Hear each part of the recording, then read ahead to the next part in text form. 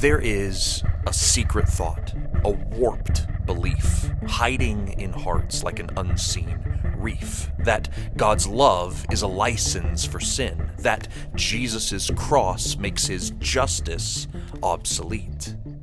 And Jude's church gave this doctrine a hidden seat that would seek to betray them like Judas at the last feast.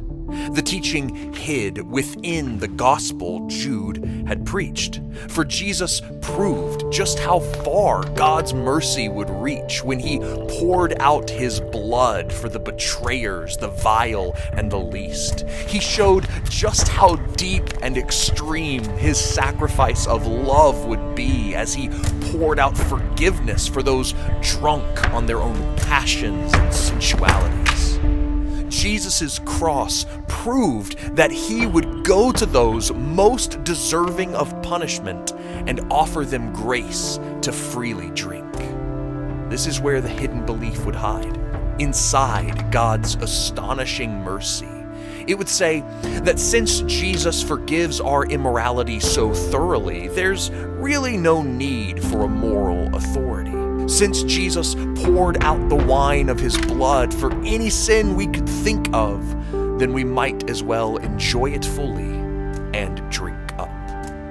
But Jude warned against this.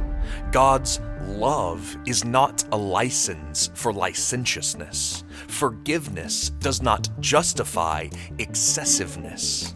Yet, the secret thought still thrived in its hiddenness.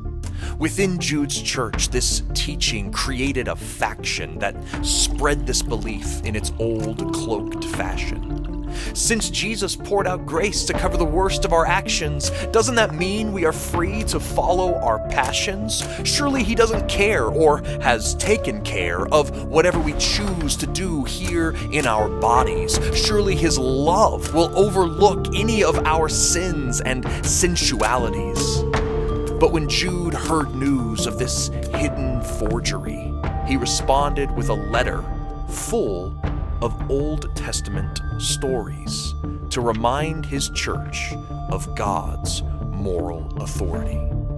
Jude begins in Exodus with how God poured out on his people grace through deliverance. Yet, even after the salvation they experienced, some, drunk on fear and sex, became disobedient. So God destroyed all the idolatrous.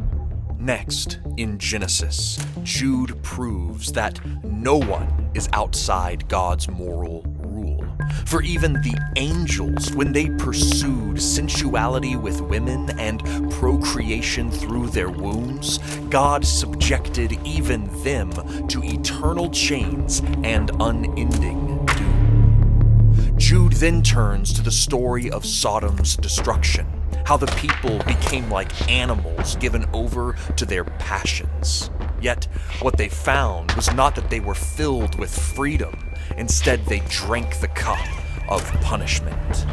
Next, Jude raises the example of Cain, who, instead of doing good, instead of choosing to obey, chose to be filled with bloodlust and rage, and so became cursed for all his days. Jude then takes them to the story of Balaam, who received a prophecy for God's nation, but only gave it because someone paid him. He was killed for his greed, since dishonest gain was his motivation. Jude references Korah and his deadly rebellion. In his thirst for power, he denied the authority God gave to Aaron so the ground would open to consume and fell him. Again and again, Jude's short sermon proved to his congregation that God's love is not a license. The forgiveness of Jesus does not bring the rest of the Bible into moral silence. The greatest salvation the world has ever seen does not now mean anything goes for desire and greed. It does not now mean they could define their own standards for truth and sexuality. God's grace does not change his moral authority. Jude exposed the unseen reef. He corrected the warped belief hiding in their feasts by showing how God always brings about evil's defeat. But what does that mean for those who are guilty of drunkenly falling prey to this ancient false teaching?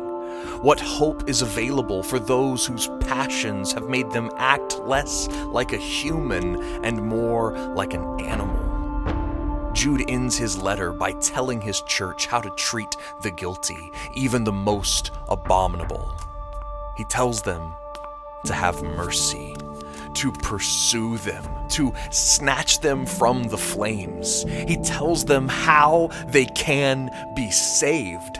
Like Jesus, they can show just how far God's mercy can reach. They can pour out his message of grace for the betrayers, the vile, and the least.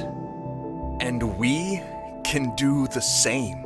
We can keep watch for this warped belief. We can guard our feasts from this unseen reef.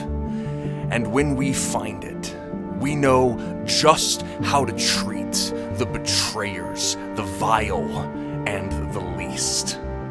We correct them, but we correct them like Jesus. It's his love we repeat. We too can go to those most deserving of punishment and tell them that the grace of Jesus they may still freely drink.